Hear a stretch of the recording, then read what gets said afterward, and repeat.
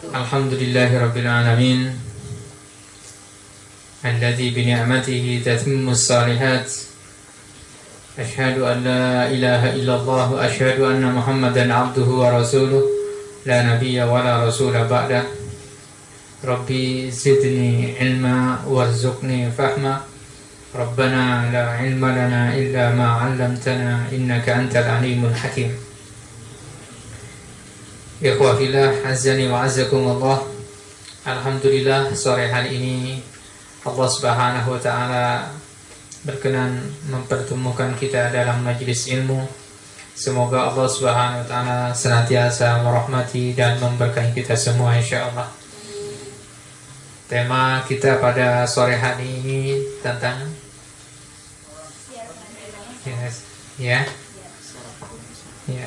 sejarah peradaban Islam.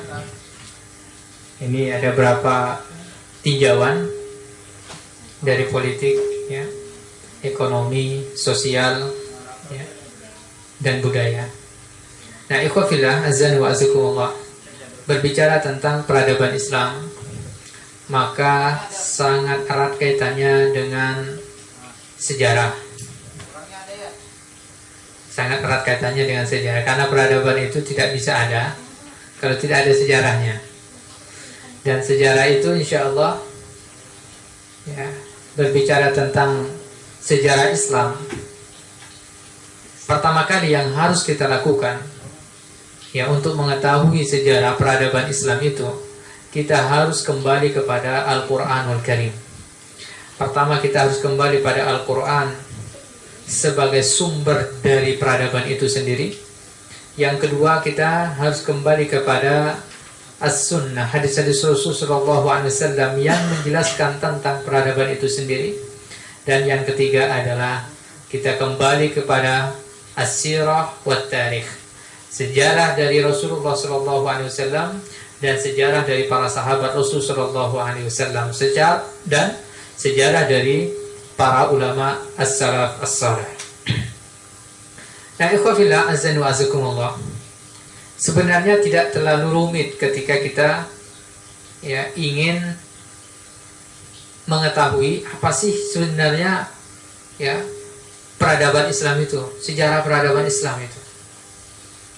Kalau kita bisa mempelajari, memahaminya, pertama tadi dari Al-Quran. Kita biasanya dibuat bingung ketika berbicara tentang peradaban Islam itu, sosial budayanya seperti apa, sisi ekonominya seperti apa. Sebenarnya kalau kita kembali pada khitoh, kita mempelajari betul, mendalami tentang ajaran Islam itu secara utuh, maka itulah hakikat dari peradaban Islam itu sendiri. Nah, ikhwah fillah, azan wa azakumullah. Pertama, ini sebelum masuk ke yang lain-lainnya ini kita masuk ke inti permasalahannya dari peradaban Islam itu sendiri. Pertama, kalau kita berbicara tentang Al-Quranul Karim, maka Al-Quranul Karim itu adalah kitab peradaban. Al-Quranul Karim adalah kitab peradaban.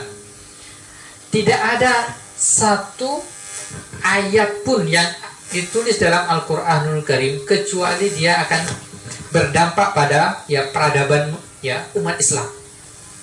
Satu contoh misalnya, satu hukum yang berbicara tentang puasa misalnya. Puasa disebutkan tidak dalam Al-Quran? Disebutkan. Jadi setiap hukum apa saja yang ditulis oleh Allah Subhanahu wa taala dalam Al-Quran itu adalah akan berdampak pada peradaban Islam itu sendiri. Dan itu yang dilakukan oleh Rasulullah SAW dan para sahabat ketika mereka mengukir peradaban itu. Misalnya tentang puasa. Ya ayyuhalladzina amanu kutiba alaikumusiyam kama kutiba alal ladzina min qablikum la'allakum tattaqun. Puasa itu mengandung di dalamnya adalah ibadah yang berdampak pada peradaban Islam itu sendiri. Dari sisi apanya tuh? Kok bisa? Kok bisa kira-kira? Puasa itu dia akan mensucikan Pertama, dia akan mensucikan diri, jiwa seorang muslim, seorang mukmin.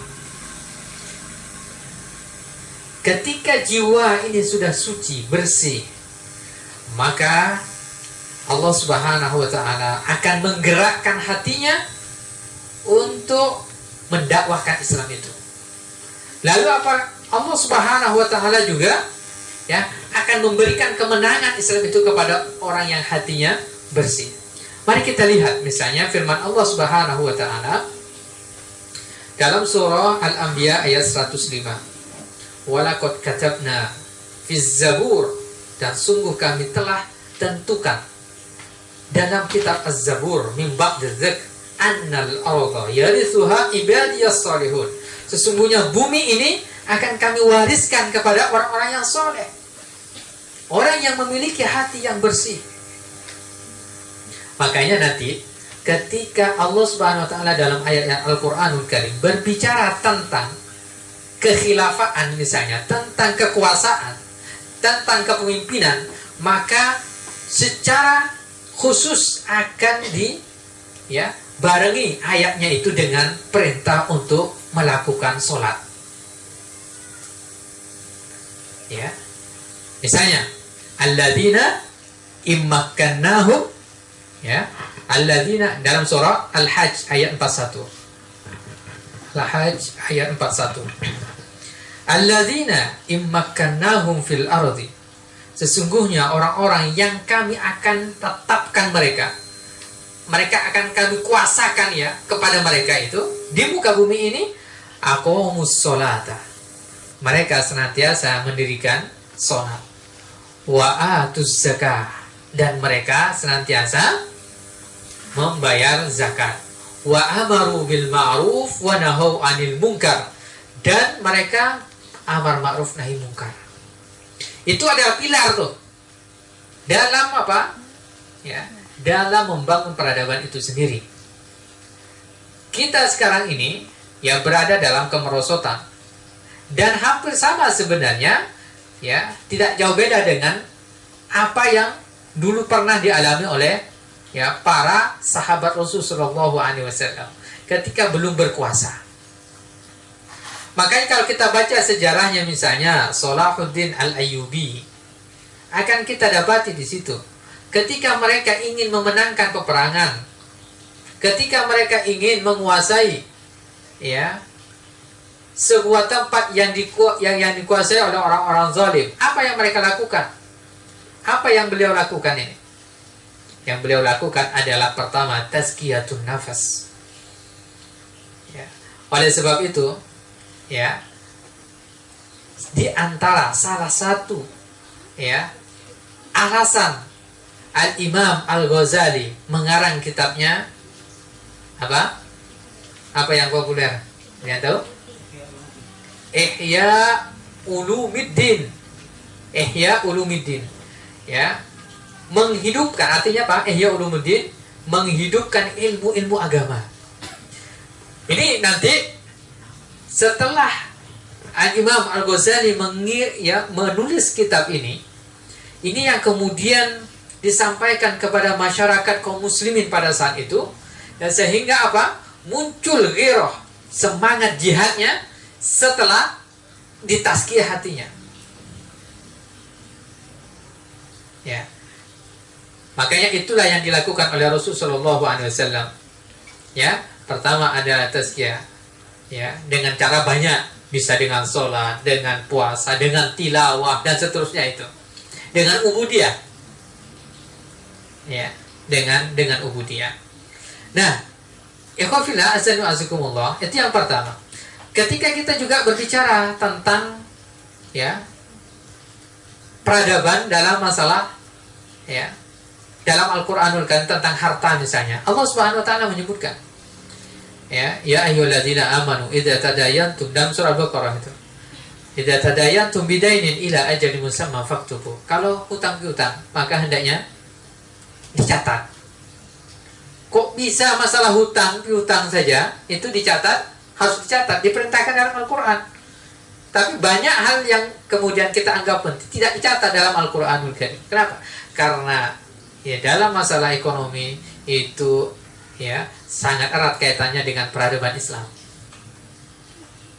Baik, ikhwafillah azan wa asukumullah. Inti dari peradaban Islam itu sendiri, mari kita lihat dalam surah Quraisy. Intinya di situ. Umat Islam dahulu mengalami kejayaannya, ya. Rasulullah SAW mengalami kejayaannya, ya. Para sahabat tabi'in, ya, sampai kekhilafan Turki Utsmani itu karena mengamalkan, ya, surah Quraisy. Ya, bisa dibuka Al-Quraisy. Li'ilafi Quraisy. Bismillahirrahmanirrahim. Li'ilafi Quraisy. Ilafihim rihlatash shita'i was-sayf. Falyabudu rabb hadzal bait allazi at'amahum min ju' wa amanahum min khauf. Ada 3 pilar di situ yang dilakukan oleh Rasulullah SAW dalam membangun peradabannya. Pertama adalah, ya, falyabudu rabb hadzal bait. Falyabudu rabb hadzal bait. Pertama adalah bagaimana seorang itu kemudian, ya, menjadikan Allah Subhanahu wa taala sebagai sumber rujukannya. Allah Subhanahu wa taala sebagai ilah yang mengatur hidupnya. Kenapa demikian? Karena setinggi-tingginya peradaban suatu bangsa, kalau tidak beriman kepada Allah Subhanahu wa taala, maka ia akan dihancurkan oleh Allah Subhanahu wa taala.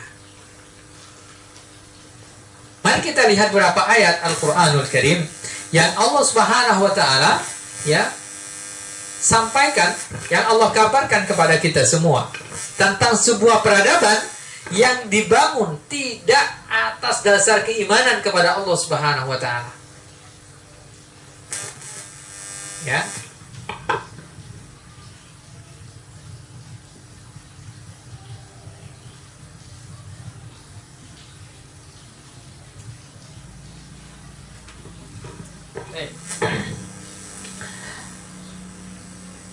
Allah Subhanahu wa taala, ya, menyampaikan kepada kita.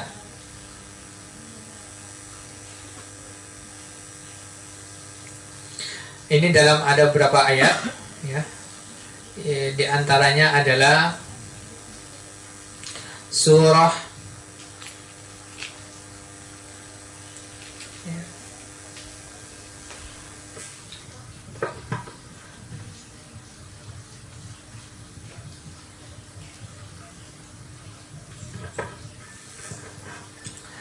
dalam surah Al-Fajr, ya, dalam surah Al-Fajr Allah Subhanahu wa taala menceritakan tentang kaum ini, ya. Wal fajr wa layalin ashr wasyaf'i wal watr wal laili idza yasar hal fi dzalika qasamul ladzi hijr alam tara kaifa fa'ala rabbuka bi'ad. Tidaklah engkau ketahui tentang apa yang telah dilakukan oleh Tuhanmu terhadap kaum Ad. Iramadatil iman. Dia memiliki apa? Ya, kekuatan, ya, untuk apa? Memiliki pasak-pasak, ya, pasak-pasak bumi.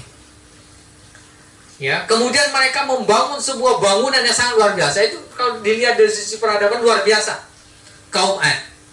Allati lam yukhlaq misluha fil bilad, belum pernah dibangun, ya, di satu negara, di suatu daerah. Ya. Ini luar biasa, ya. Ya, pasak buminya luar biasa. Ini kekuatan, ya, peradaban yang luar biasa kaum Ad ini. Wa Tsamud alladzina jabu as-sakhra bil wad. Kaum Tsamud, bagaimana mereka jabu as-sakhra, bisa menggali terowongan, ya. Gunung-gunung ditembuk, ya. Batu-batu dilobangi. Ini luar biasa, ya. Sekarang kita ada enggak yang seperti itu? Belum ada yang menyamai peradaban dari kaum Ad dan Tsamud. Wa Fir'aun dzil autad, apalagi peradaban Fir'aun. Fir'aun ini telah menguasai hampir seluruh kekuasaan yang ada di muka bumi ini. Tidak ada kekuatan ya yang bisa menghalangi kekuasaannya itu. Oleh sebab itu Allah turunkan Nabi Musa alaihi salam. Tapi apa? Alladzina taghaw fil bilad. Tapi mereka taghaw fil bilad. Walaupun secara ekonomi bagus mereka, walaupun secara politik bagus, sosial bagus,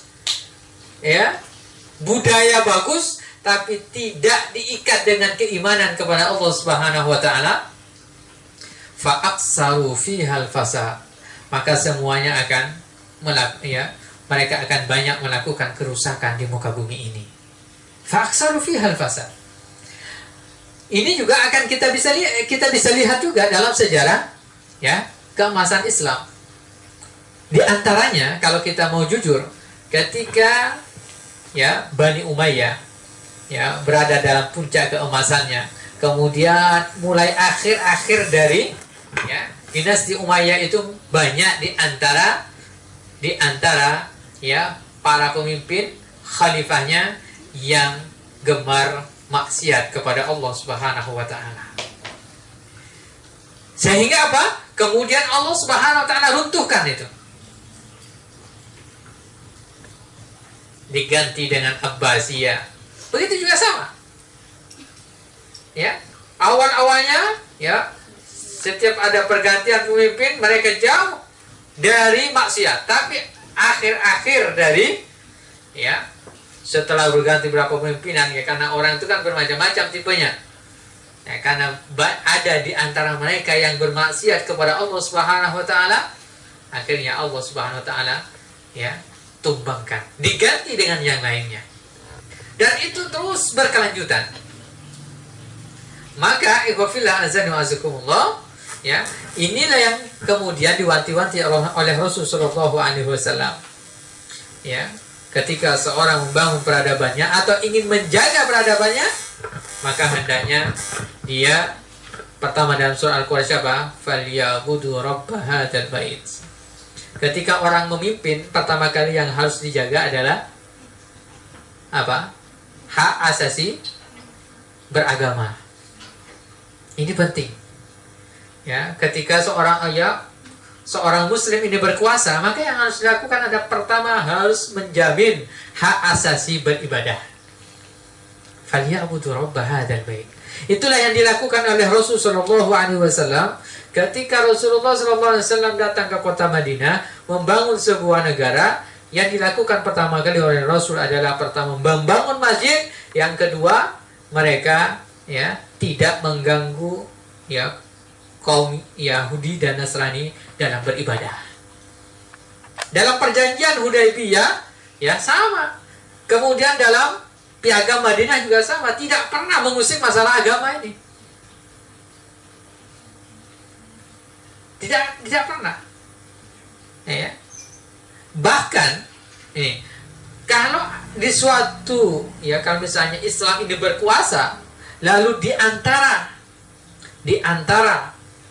masyarakatnya itu ada yang non muslim, maka seorang pemimpin yang muslim itu dibolehkan untuk membangunkan tempat ibadah. Ini dibahas oleh para ulama, terutama oleh imam kalau kita baca dari Imam Ahmad bin Hanbal, dibolehkan. Kenapa? Hak asasi ini, masalah ibadah, keyakinan ini. Nah, yang harus diperhatikan dalam masalah ini adalah hak asasi dalam beribadah yang diakui keberadaannya, yang jelas agamanya gitu yang jelas agama Islam, Nasrani, itu jelas kan? Yang abu-abu, yang sempalan-sempalan, ini yang harus ditertibkan. Misal ada yang mengaku dirinya sebagai muslim, padahal ajarannya menyimpang, akidahnya menyimpang dari ajaran Islam. Ini bukan akomodir, kemudian dibuatkan, dibantu dan seterusnya. Tapi ini yang harus ditertibkan. falyabudu rabb hadzal bait. Sehingga apa? Rasulullah SAW menjaga ini. Ya. Sampai akhirnya ya kita merasakannya. Falyabudu rabb hadzal bait. Orang-orang muslim itu sendiri, para pemimpin ya, imamnya, kemudian masyarakatnya, ini kemudian beribadah kepada Allah Subhanahu wa taala.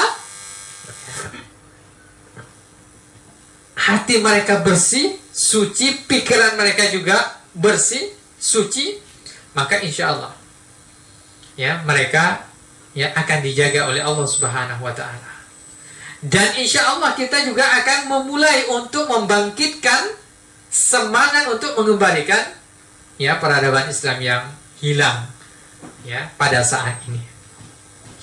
Falyabudu rabb hadzal bait. Masalah agama, keyakinan penting nih. Ya.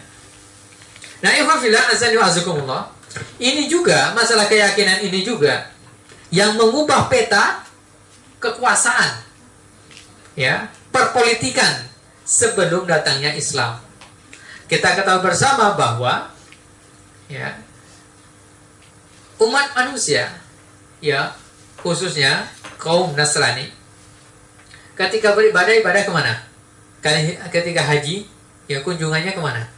Sebelum datangnya Islam, kemana? Ya. Dulu ada tempat namanya tempat suci ya. Masyarakat pada saat itu, kaum jahiliyah itu adalah di Yaman. Di Yaman itu adalah tempat ya, banyak di situ tempat penyembahan ya, berhala-berhala dan seterusnya. Itu yang ya dikuasai oleh seorang raja yang bernama Abraham. Ketika Rasulullah SAW datang, lalu banyak ya Rasulullah berdakwah dan banyak diantara kafir Quraisy yang masuk Islam. Lalu mereka haji dan orang-orang yang ada di sekitarnya juga sama, mulai sedikit demi sedikit meninggalkan Yaman. Mereka kembali ya, mereka ini beribadah di Ka'bah. Karena Islam. Akhirnya muncullah penyerbuan yang dilakukan oleh Abraham. Ini mengubah peta perpolitikan. Ya. Ketika Abraham ini membawa ya pasukannya yang disebut dengan Ashabul Fil, ya pasukan gajah. Ini kan luar biasa. Ingin apa? Tujuannya satu saja, ingin menghancurkan Ka'bah. Ya. Kenapa demikian? Karena begini. Ketika Abraham ini pada saat itu Rasulullah SAW ya baru mau dilahirkan ya. Tetapi masyarakat di situ, masyarakat jahiliyah itu sudah kenal Ka'bah dan mereka sudah mulai beribadah dengan Ka'bah itu. Ya, sudah mulai dikenal Ka'bah itu. Sudah sedikit demi sedikit dihilangkan. Ya, peran dari ya tempat-tempat ibadah yang ada di Yaman. Maka pada saat itu ingin digempur itu. Ya. Kenapa demikian? Ini masalah akidah. Ini masalah agama, keyakinan. Nah, ikhwan fillah azza wa jalla, poin yang kedua adalah ya falyabudu rabb hadzal bait allazi at'amahum min ju'. Hendaknya yang dilihat itu ya dalam peradaban Islam itu selain dari agamanya, keyakinan, itu adalah apa? At'amahum min ju', kesejahteraan. At'amahum min ju', kesejahteraan. Ekonomi, al-iqtisad, ya. Perekonomian dalam Islam. Masalah keyakinan ya, masalah keyakinan, masalah ibadah, udah barang tentu ini adalah salah satu faktor penting untuk membangun peradaban itu. Yang kedua, tidak kalah pentingnya adalah ekonomi, supaya orang tidak kelaparan. sebuah negara, ya, sebuah bangsa yang belum sejahtera, bagaimana mungkin dia akan, ya, membangun peradabannya? Jangan kan mau ibadah aja susah kan? Kan begitu. Kadal faqru ayyakuna kufra. Nah, fillah azani wa azakumullah. Sedikit kita berbicara tentang al-iqtisad fil Qur'anil Karim. Perekonomian dalam Al-Qur'anul Karim. Dan ini dampaknya nanti, makanya dalam Al-Quran disebutkan itu dampaknya untuk peradaban Islam itu sendiri. Dan itulah yang dilakukan oleh Rasulullah dan para sahabat. Misalnya, ma'afallah ana rasulihi min alil qura falillahi walil rasul walidhil qurba wal yatama wal masakin wa ibnis sabil kay la yakuna dulatan bainal aghniya minkum. Intinya, agar umat Islam ini kemudian apa? Yang kaya menjadi kaya, yang miskin menjadi miskin. Jangan. Ya. Sistemnya harus dirubah. Innamas shadaqatu lil fuqara wal masakin wal amilina 'alaiha wal mu'allafati qulubuhum. Mustahikin zakat disebutkan dalam Al-Qur'anul Karim, ada 8 asnaf. Ketika ada orang yang kurang mampu, ada rakyat yang tidak sejahtera, maka tugas dari umat Islam khususnya adalah pemimpinnya itu yang mensejahterakan mereka ini. Baik dari program-program mereka, begitu juga dengan ya program ya zakat dan seterusnya. Nah, oleh sebab itu ikhwafillah azan wa azakumullah, ya, kalau kita baca sejarah dari ya umat Islam terdahulu, akan kita dapati di ya masyarakat kita ini kan berkembang ya orang yang ingin ya menumbuhkan ekonominya sekarang ini, sistem sekarang ini ingin menumbuhkan ekonominya. Tapi sekarang ini sistem yang ada khususnya di Indonesia ini, yang kaya makin kaya, miskin makin miskin. Karena salah satu contoh ya, kalau kita ingin membuat misalnya punya mobil mau dirental, harus izin dulu sekarang ini ya, khususnya taksi misalnya, dia harus berapa unit minimal kan begitu ya. Orang punya mobil tidak sembarangan harus bisa dia bisa ya dibuat taksi itu mobilnya, tidak bisa sembarangan. Dia harus izin operasional, kemudian harus berapa unit itu minimal, harus ada PT-nya dan seterusnya. Maka ini bisa tidak kira-kira bagi orang yang kurang mampu? Tidak bisa.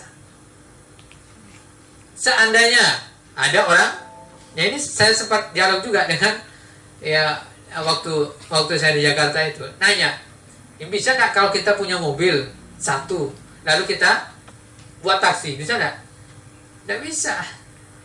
Minimal 15 unit. Ini sistemnya. Ini bagaimana ini? Ini sistemnya kita, sistem kapitalis. Ya. Yang kaya makin kaya, yang miskin makin miskin. Dalam peradaban Islam secara ekonomi tidak demikian. Diatur semuanya dalam Al-Quranul Karim. Sampai hutang piutang pun diatur dalam Al-Quran. Sampai hampir separuh dari bab dalam fikih itu tentang ekonomi. Tentang apa? Bab al-mu'amalah. Bagaimana dibahas itu masalah riba, ya kan? Masalah kharaj, ya. Kemudian apa? Masalah pegadaian, ya kan? Musyarakah, mudorobah, ya, murabahah dan seterusnya. Itu ekonomi. Para ulama pun banyak yang menjadi ya ekonom, mereka menjadi saudagar. Nah, ikhwan fillah azanu azakumullah, kitab-kitab yang berbicara tentang itu sangat banyak sekali. Ya. Pertama, inayatul khulafa biha. Para ulama, para khulafa terdahulu itu biasa mereka mengembangkan ya perekonomian umatnya. Sampai-sampai kemudian di kota Madinah ini memang semua pasar itu dikuasai oleh kaum muslimin. Karena sekarang ini kita tidak bisa menguasai peradaban, atau kita tidak bisa ya mengembalikan peradaban Islam itu kalau ekonominya belum selesai. Para khulafa terdahulu itu kemudian bagaimana memberikan pelatihan ekonomi, kemudian diberikan modal dan seterusnya. Ya. Kemudian apa? Mereka diberikan izin usaha itu sangat-sangat mudah sekali. Pada zaman khulafa ini, ya. Bahkan wahdatul anzimah at-tijariyah fil mamalik al-islamiyah, dalam sistem kekhilafaan pada saat itu, mereka kemudian membuat sebuah kumpulan kumpulan para pengusaha yang kemudian itu dimodali. Nah, sampai-sampai diceritakan juga dalam sejarah banyak kaum muslimin pada saat itu mereka ngimpor barang dari India, dari Cina, dari Rusia, kalau sekarang Rusia, kemudian dari Habasyah.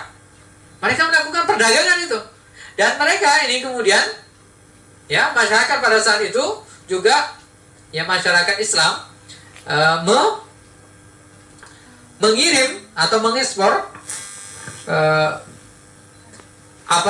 barang-barang mereka, produk-produk mereka, diantaranya adalah gandum, begitu ya. Ini kemudian peralatan mereka dan seterusnya. Nah, ikhwan fillah azani wa azakumullah, saking pentingnya masalah tijarah, ekonomi, masalah bisnis ini di dalam Islam, maka kemudian para ulama itu berbisnis bukan hanya lintas provinsi kalau kita, tapi lintas negara.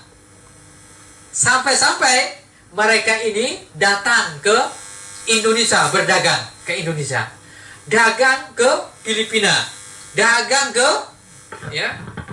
Malaysia, kalau Malaysia kan bagian dari itu sebenarnya, kan? Brunei Darussalam. Mereka datang ke Asia, maka mereka kemudian bukan hanya berdagang di situ, mereka juga berdakwah. Nah, ini khofillah azan wasukumullah, pentingnya apa? Membangun ekonomi dalam sebuah peradaban itu. Jadi pertama apa? Masalah ibadah. Masalah ibadah, keyakinan. Yang kedua masalah ekonomi ini. Ini yang harus dibangkitkan. Sekarang ini khofillah azan wasukumullah, masyarakat suatu bangsa, orang itu tengkar itu gara-gara uang 1.000 rupiah, 1.000 perak, parkir, saling tusuk, itu banyak gara-gara uang parkir. Kan? Umat Islam ini banyak melakukan korupsi gara-gara apa ini? Gara-gara duit juga, gara-gara duit melakukan korupsi. Tapi apa? Tadi ekonomi ini tidak bisa satu-satunya kalau tidak ditopang oleh keimanan kepada Allah Subhanahu wa taala. Baik. Nah, ikhwafillah azani wa azakumullah. Selanjutnya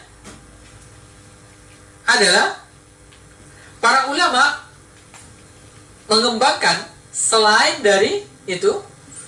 Ini yang ketiga. Apa yang ketiga itu? Falyabudu rabb hadzal bait allazi at'amahum min ju' wa amanahum min khauf. Aman dari khauf, rasa takut. Apa ini?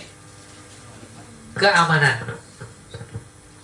Nah, keamanan ini biasanya erat kaitannya dengan politik, hukum, dan ekonomi.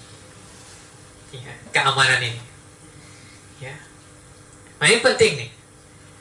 Makanya ini tidak bisa berdiri satu, satu persatu ini harus berkaitan antara satu dengan lainnya. Minimal 3 hal ini, masalah keamanan misalnya, Nah, sekarang ikhwafillah azan wa azakumullah, bagaimana ya para ya orientalis itu ingin mengelabuhi umat Islam, ya, supaya umat Islam ini jauh dari peradabannya. Dengan apa? Menjauhkan pemahaman umat Islam. Pertama dari sejarahnya. Yang kedua, ya, mereka ini dijajah dari berbagai macam sisi. Kita ketahui bersama kalau kita baca sejarah dengan teliti tentang runtuhnya kekhilafan Turki Utsmani. Sebelum runtuhnya khilafah Turki Utsmani itu, ya, ternyata di barat, ya, orang-orang Romawi itu kemudian mereka ingin memecah belah umat Islam yang sebelumnya sudah dilakukan oleh Kamal Atatürk. Ya, dengan apa? Mereka bagi-bagi kue. Ya. Dipanggil semuanya, Belanda ya, Inggris ya, semuanya dipanggil ya, dan konco-konconya dikakai. Nah, mereka yang dipanggil ketika mereka ya Turki Utsmani berada dalam ya puncak kerendahannya, jadi puncak ya keruntuhannya, maka mereka ini dipanggil Belanda. Ente ya mau ngambil daerah mana? Kayak itu. Oh, saya Indonesia. Ya. Semuanya udah hampir seluruh dunia ini sudah dipetakan, sudah dibagi kecil-kecil. Ya. Oleh bangsa barat ini. Ya. Negara Islam yang menjadi pusat ya kekhilafan Turki Utsmani pada saat itu, negara Timur Tengah, ya, mereka pecah belah, buat negara masing-masing, dijajah kemudian dipecah. Ya. Sama sekarang ini, termasuk di Indonesia, ya, Malaysia, semua negara-negara yang mayoritas Muslim, semuanya dijajah. Ya. Maka tidak ada satu negara pun kecuali Mekah dan Madinah yang ya tidak dijajah, seluruhnya dijajah. Kenapa? Karena mereka semuanya ya karena umat Islam sudah menyebar kemana-mana. Ya. Artinya apa? Dakwah Islamiyah ya yang dilakukan oleh Turki Utsmani itu sudah masuk ke seluruh pelosok ya dunia. Makanya akan kita dapati di situ sultan-sultan yang ada di Indonesia, raja-raja itu ada yang menjadi utusan ke kekhilafan Turki Utsmani. Itu ada sejarahnya. Ya. Dan mereka ini sudah biasa melakukan perjalanan melalui laut. Ya.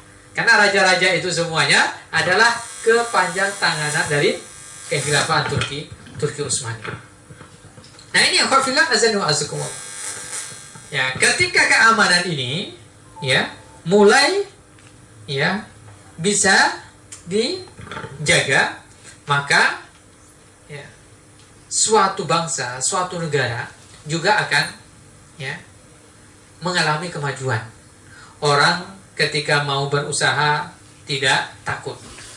Ya kan begitu ya. Orang yang ingin melakukan ibadah tidak takut.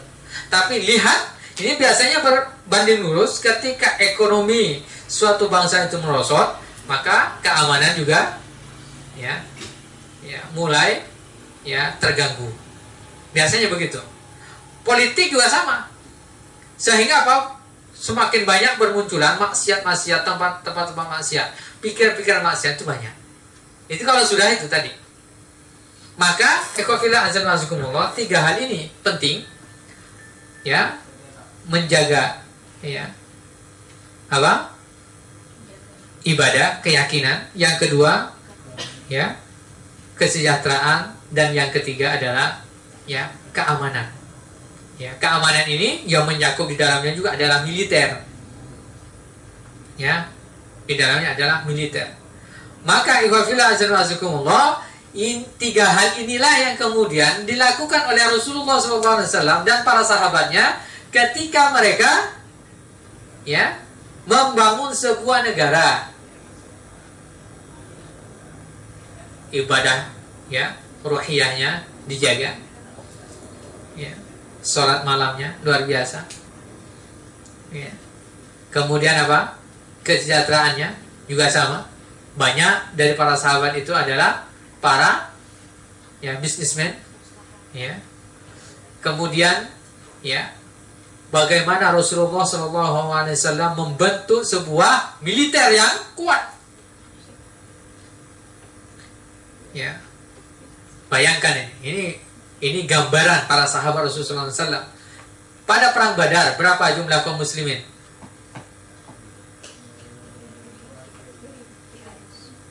Huh? 300 melawan berapa? 30 atau 3.000? Ya, 3.000 pasukan Quraisy. Ya. Siapa yang menang? Kaum muslimin. Bukan hanya kekuatan saja, tapi didukung dengan ruhiyah yang kuat. Nah, inilah pilar ya seseorang ya Rasulullah SAW dan para sahabat dalam membangun peradabannya. Dan ternyata kenapa peradaban Islam itu runtuh? Karena 3 hal itu juga tidak ada, runtuh dari diri umat Islam. Ini masalahnya sekarang ini. Ya.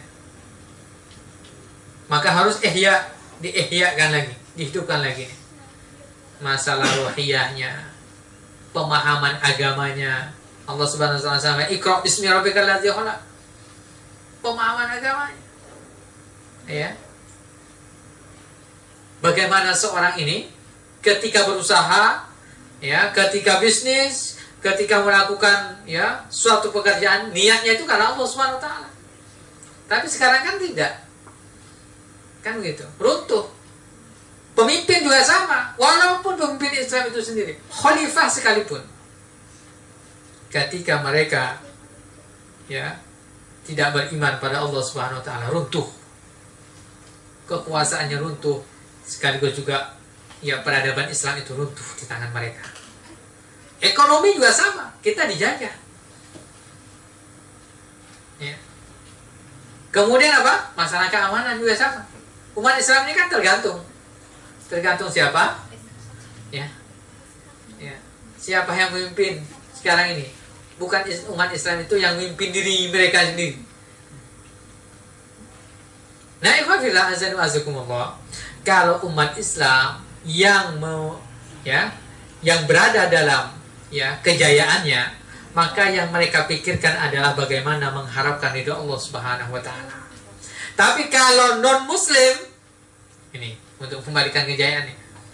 Karena sekarang ini ada orang ya atau kampanye yang mengatakan lebih baik dipimpin oleh non muslim tapi tidak korupsi daripada dipimpin oleh muslim tapi ya korupsi.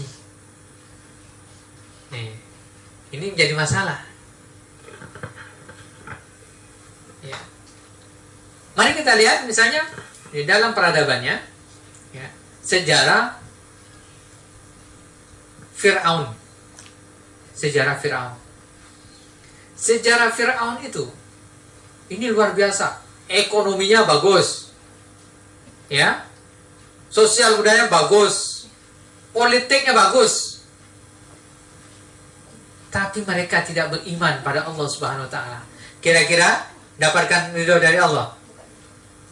Jauh dari ridho Allah Subhanahu wa taala.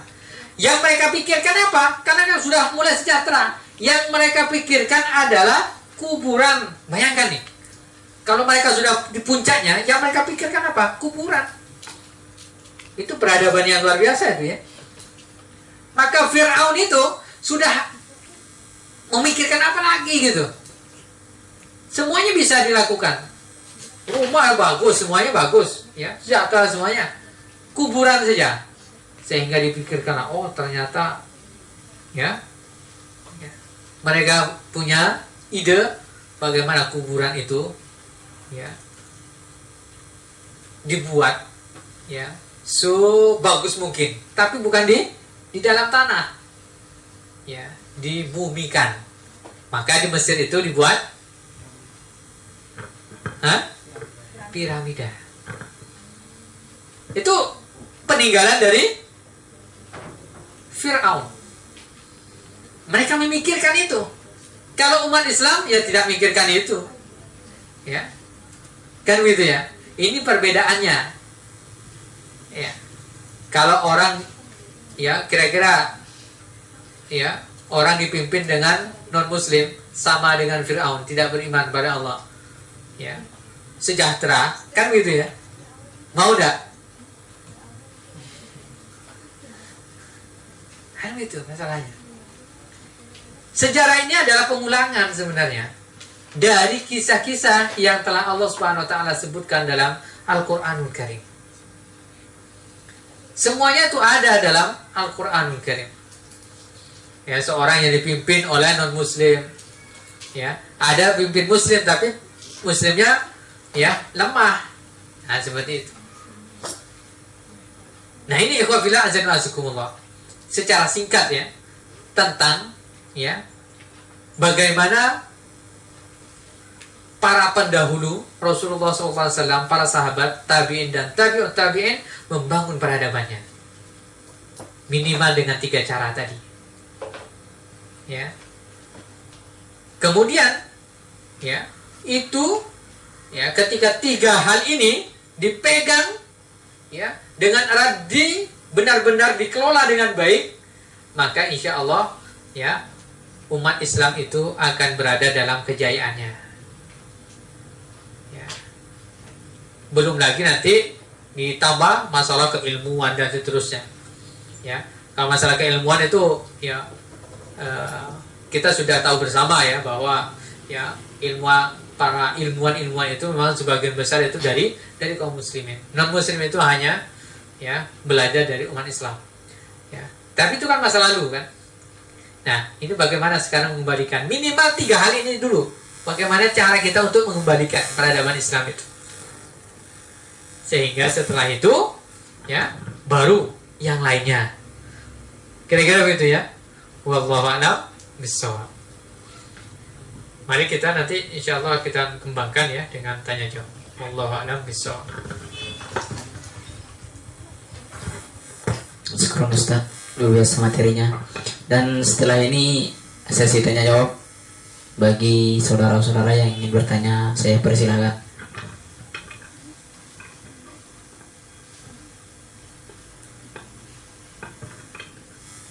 Dari yang Ewan ada?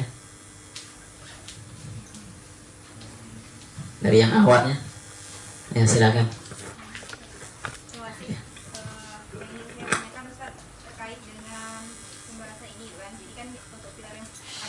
Pilar utama untuk membangun peradaban kan, ada keimanan, terus kata ibadahnya, ekonomi dan keamanan. Namun kalau seiring dengan yang terjadi di Indonesia kan selalu berpikiran bahwa kunci utama, sepandangan saya itu ya, kunci utama itu adalah pendidikan. Orang selalu bilang kalau misalnya mau bangun ini harus dari pendidikannya diperbaiki gitu kan. Nah, untuk ini apakah untuk Indonesia sendiri apakah memang seperti itu atau kita memang harus mengikuti aturan sejarah yang memang udah ada pada zaman dahulu ya? Terima kasih. Baik, syukran jazilan.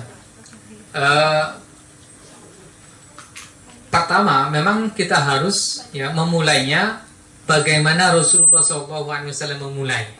Itu pertama yang harus kita lakukan. Yang kedua, masalah pendidikan itu penting juga. Kenapa demikian? Karena Allah Subhanahu wa taala pertama kali yang Allah turunkan adalah surah Al-Alaq. Iqra bismi rabbikal ladzi khalaq, khalaqal insana min 'alaq. Itu pendidikan. Ya. Umat Islam itu harus banyak membaca. Ya gitu ya. Ya, tetapi pendidikan itu bukan satu-satunya. Sampai sekarang ini ya agak lucu juga. Misalnya begini. Ketika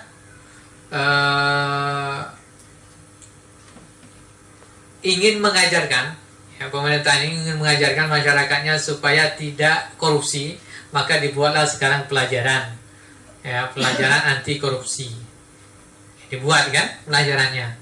oh pendidikan anti korupsi atau pendidikan kejujuran. Padahal itu sudah ada dalam agama itu sendiri. Masalah keimanan itu masalahnya. Kan begitu ya? Bukan pendidikan, keimanan. Walaupun dia profesor doktor, kalau tidak beriman tetap saja korupsi dia. Tuh. Terus masalah misalnya perzinahan. Oh, apalagi malah sekarang LGBT. Ya kan? Ini apa yang dilakukannya? Yang dilakukan apa? Pendidikan. Pendidikan apa? Pendidikan pendidikan seks dini. Nah, untuk anak-anak diberikan. Bukan itu caranya. Bukan itu caranya. Sejak kecil tuh didik dia dengan keimanan pada Allah Subhanahu wa taala. Didik dengan Al-Qur'anul Karim. Jauh dari maksiat, insyaallah. Tapi kalau sejak kecil sudah diajarkan begitu, selesai dia. Ya, sudah lebih tahu duluan sebelum balik. Kan begitu ya? Ini jadi masalah sekarang ini. Jadi kenapa banyak kita berpikir itu bukan pada ketika menuntaskan masalah, bukan masuk pada akarnya, tapi masalah cabangnya. Ini sekarang ini, contoh misalnya, kenapa banyak bermunculan penyakit HIV/AIDS? Walaupun profesor doktor tuh banyak memberikan ide-ide. Wah, kenapa? Ya, oh itu misalnya analisanya. Walaupun dia ahli di bidangnya. Oh, karena gonta-ganti pasangan. Oh, analisa pertama. Yang kedua, tidak memakai alat kontrasepsi yang benar. Ya kan? Minimal 2 itu. Lalu apa solusinya? Solusinya adalah berikan bagi-bagi kondom. Ada kontrasepsi. Itu banyak sekarang itu. Makanya sekarang ini bahkan Kementerian Kesehatan itu sendiri bagi-bagi kondom. Ya pada tahun 2014 ya. 2014 itu. Karena itu tadi pikirannya, oh caranya seperti itu. Bagaimana? Ya. Makanya dia bilang solusinya pertama jangan gonta-ganti pasangan. Zina boleh zina, tapi tidak boleh gonta-ganti pasangan. Gitu. Ya kan? Nah, kalau solusi dalam Islam itu apa? Bukan itu. Wala taqrabuz zina. Jangan kalian dekati zina, selesai sudah. Penyakit HIV/AIDS itu akan hilang sendirinya. Nah, itu solusinya. Ini berbeda. Sudut pandangnya berbeda. Ya. Islam itu telah memberikan solusi. Nah, begitu ya. Sama dengan hal-hal yang lain. Jadi pendidikan itu sendiri juga itu harus disesuaikan juga. Pendidikan yang bagaimana gitu ya. Nah, artinya yang dimaksud dalam Islam itu pendidikan yang dimaksud itu adalah pendidikan yang memang ya di situ mempelajari ilmu pengetahuan. Ya. Seperti itu ya. Wallahu a'lam bishawab.